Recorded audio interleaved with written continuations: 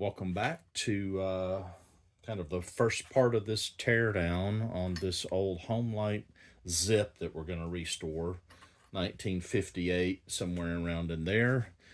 I knew that the only purported problem with this was the starter here was the spring is missing, and you can tell it is.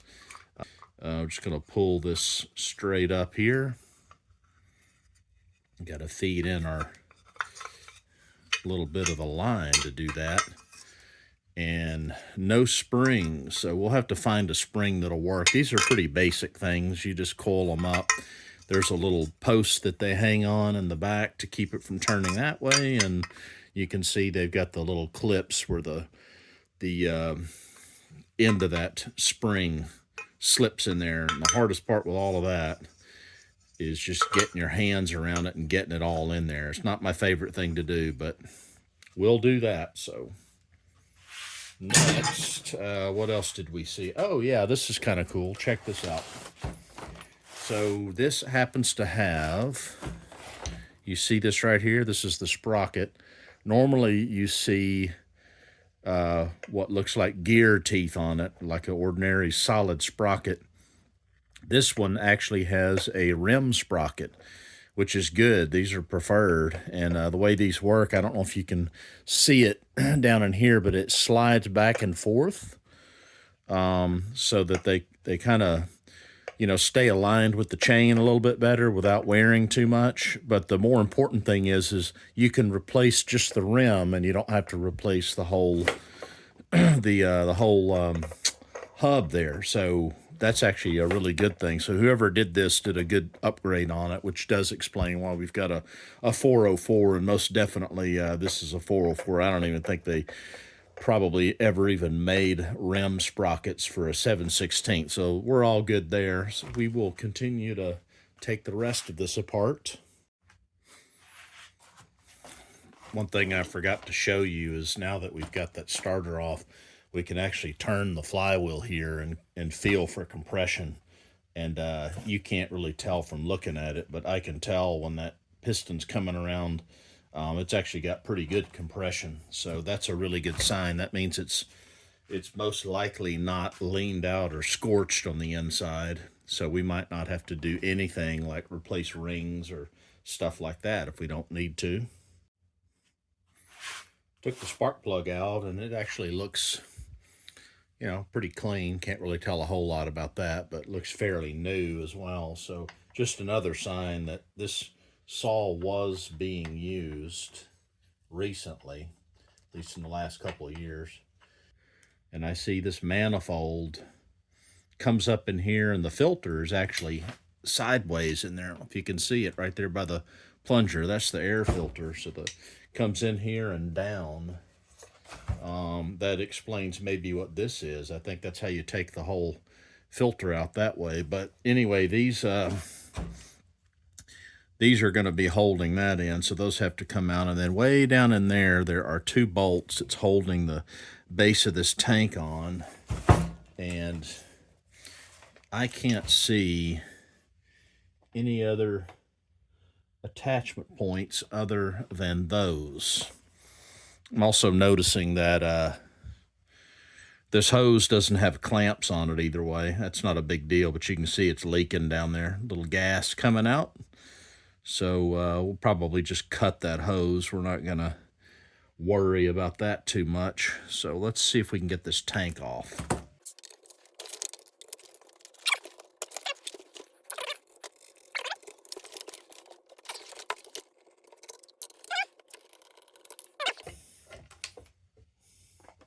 And that's all it took to get the oil tank, gas tank off, that is. Kind of an interesting way the throttle works here. Kind of show you in there, if you see that right in there. That's actually a little bit of a reverse thing, where what it's doing is the carburetor's got spring tension, and that little tab, when you squeeze the trigger, it doesn't pull the carburetor. It releases the tension on that. There's a little plastic roller bearing in there. Kind of an interesting design. Looks like it might be pretty reliable.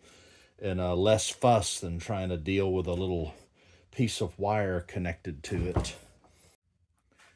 Actually not going to mess with that oil right now because it is built onto the body here. So I'm going to move on to some of this other stuff, like taking off this bottom plate.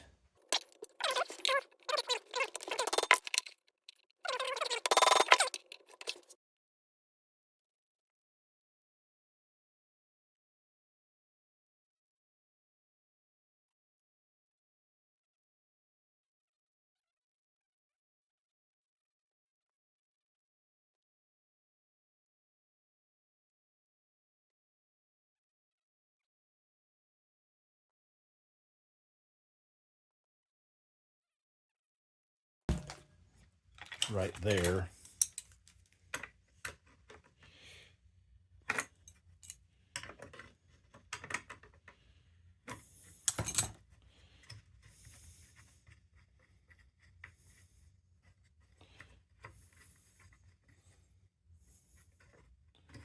So that it can slide through.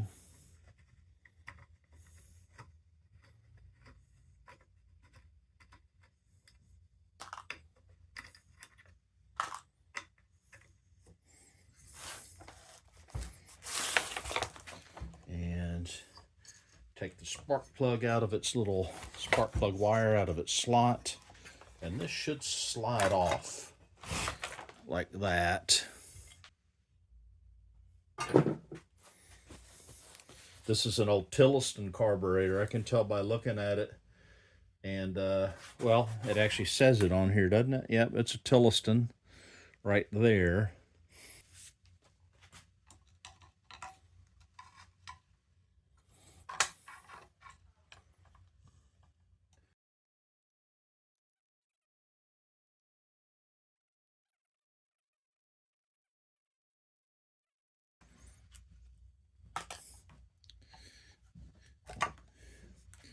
So this is a two-piece thing. This is actually the manifold. These are the reed valves underneath here. Can't see them because you can kind of see them. They're up underneath there. They've got this plate over the front of it. Never seen that before. And it came off pretty loose too, which tells me that, you know, this gasket and things like that was most likely leaking a little bit. So we'll make new gaskets, clean all that stuff up, and that'll all be good. Uh-oh. Uh-oh. When I look down in there, if you can see, get the light in there, that's the crankshaft and the connecting rod. I can see the bearings in there, but that looks awful dry to me. That is not good. It's not what we want to see. The whole inside of that is dry. I expect it to look a little oily, but it's not. So might have a little problem in the lower end. We'll get to that shortly. All right, next we're going to go ahead and take this exhaust manifold. You might call it a muffler, but there ain't no muffler to these old saws. I can look in the side of this, and you can too, and you can actually, I don't know if you can see it, but you can see the piston in there. Okay, we're going to go ahead and take the clutch off and the flywheel, and you got a 50-50 chance with a wrench on either side. One of them's going to come loose, and in this case, it was the chain side. They're keys, is what I meant to say. Keys. And this one has interesting, has one on each side of the shaft, but don't want to lose those. If those shear, you can replace them, of course. We're probably just going to spray this, clean it with carb cleaner. Looks like it's bronze, possibly copper. I think it's bronze. Another rando plate part here. I think that's just a little cover. Well, I was hoping we could see some bolts in there to help us take apart this case, but no such luck. Use the rope trick to put in there and jam the piston up safely.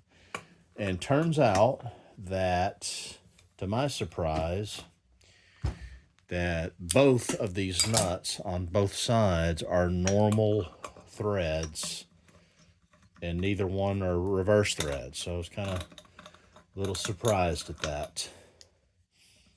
But that is how it is. Now we're gonna take this cup off.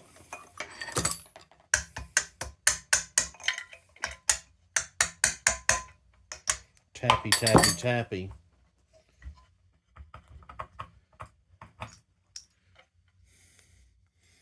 This got a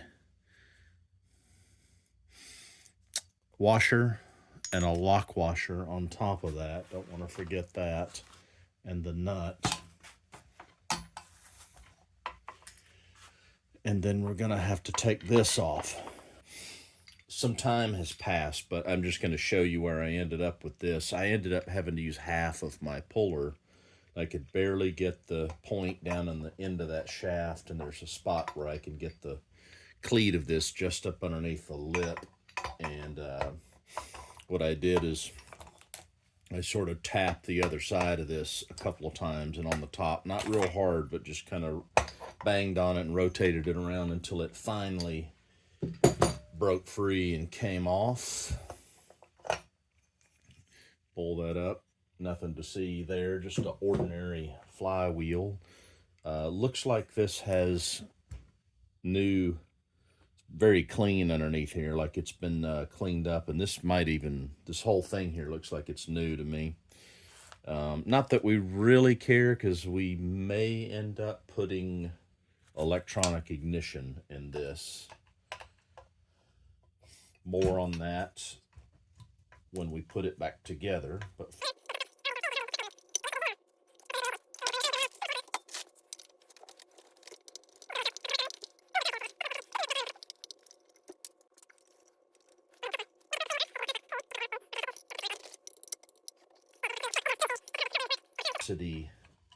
spark wire. Uh-oh, I dropped that down in there, but we will get it. Oh, that's not actually a little block. It's just a simple little plate. No big deal there. All that comes right up. And the coil's not new, that's for sure, but the rest of this looks pretty shiny. Either a shop did a really good job cleaning all that up.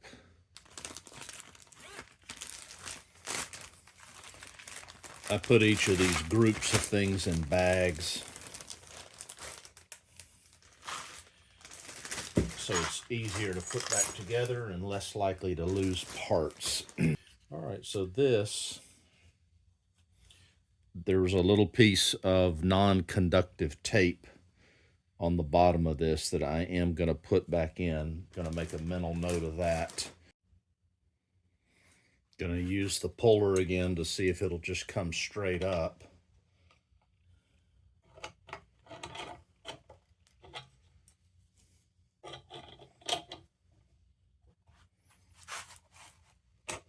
Looks like it did. I felt it give away.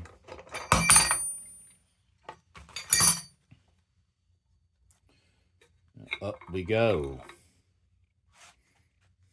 Wow. See, this is what I was talking about. This all looks very corroded on the inside. Like something's gotten in there, water or something like that. Man. Down in here, very corroded and dry. That is just crazy. Cleaned our work area up just a little bit. And I can kind of see where this is going. It looks like once I take the head off, the head has the cylinder all built in it on these old things, like a lot of chainsaws. It looks like there's probably 2 Allen bolts that are holding the piston rod onto the crank.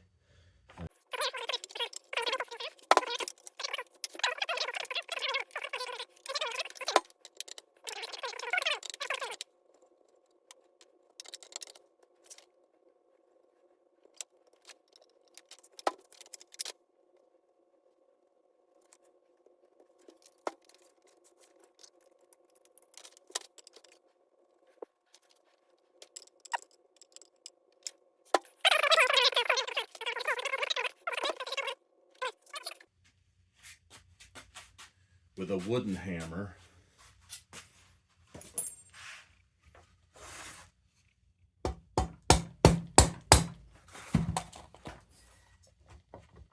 Break it loose like that. I can't think of any reason why it would hold it, so I'm just going to hit it with my purse and pull it off. It's coming. There we go. Okay. Kind of looking on the inside of our cylinders. That actually looks pretty clean in there, so that's good. I'm just going to stick my finger in here and feel it, and there's no scoring, anything like that, so that is good. Our top end's fine. The piston looks okay. There is no significant scoring on the piston. Well, would you believe the first Allen wrench I tried was actually the right size?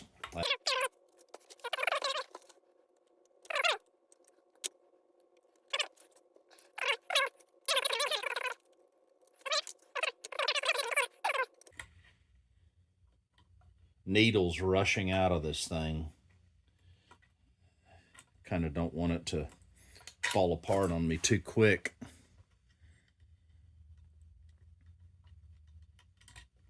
Let's see if I can trying to hold the bottom of it.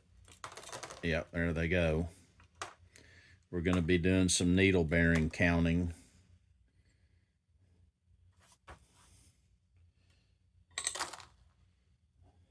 I need a magnet. This actually looks pretty smooth. The rod actually looks pretty smooth. It's not rusted, pitted. The rod and rod cap. Well, actually, that one's got some stuff on it. That may be a problem. Okay, had to use our impact driver to get, there's these two screws that are down in there. And I don't know if they have anything to do with why this won't come out. It looks like they might. Can't really see how that works, but they're in there for a reason. So we're gonna take those out. I did break them loose, but they're kind of hard to get out. So here's a tip for you. The best kind of thread solvent, penetrating oil for rust and things like that is a half and half mixture of acetone and automatic transmission fluid. And that is a proven fact from Popular Mechanics that probably about 15 years ago or so, they tested PB Blaster, liquid wrench, WD-40, all of those kinds of things.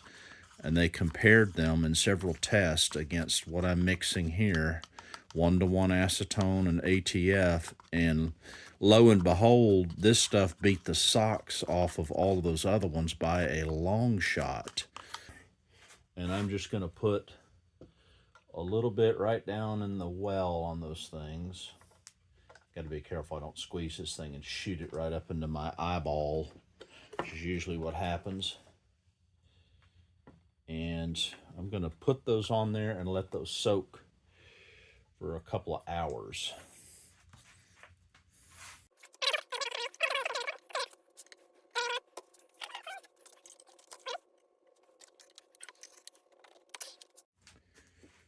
All right, well, looks like this crankshaft, I can see the roller bearing in there. It's an ordinary ball bearing, and it looks like it's double pressed on, which means the inner race of the bearing is pressed onto the crankshaft, and then the whole bearing itself is pressed into the case.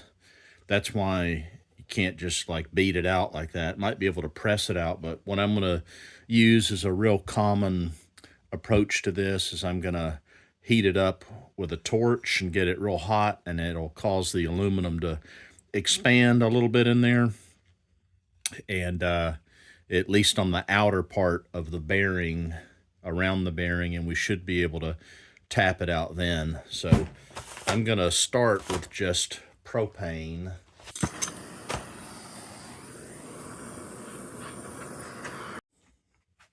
Ended up having to use MAP gas, but that popped it out. Oh, there it is. Looks like this is the oil seal. Kind of a funny looking oil seal. It doesn't really feel like it's rubber or anything. Looks like it's almost a gasket-like material. Okay, well, that's going to conclude the teardown phase of this old Homelite Zip. Hope you enjoyed this. Hope you learned something. I learned a bunch of different things. Every one of these saws is a different world. So thanks for watching, and the next video is going to be putting it back together.